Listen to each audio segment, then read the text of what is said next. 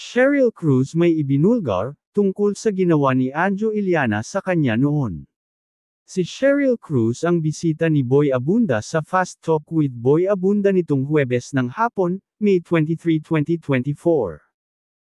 Hindi siya nagpaawat sa pagkukwento tungkol sa mga aktor na naging boyfriend niya, na sina Aga Mulak, Mandy Ochoa, Zoren Legaspi, at Anjo Iliana.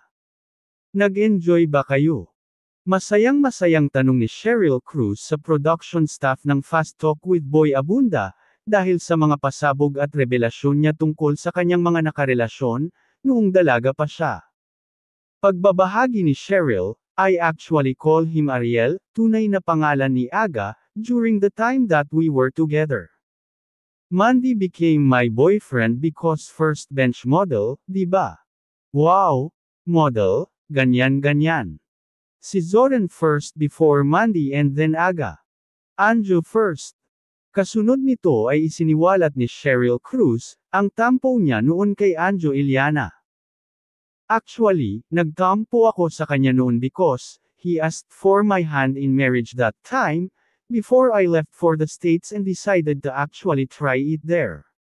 He asked for my hand in marriage and I said yes.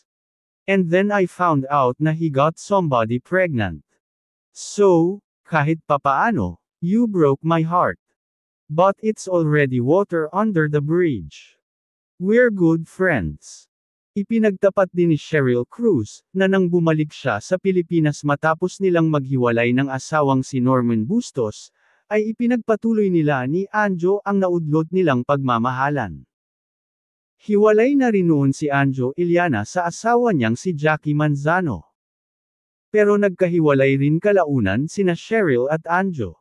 Saad ni Sheryl, "And it's actually amazing because by time I went back here, sa Philippines, I myself got separated and divorced.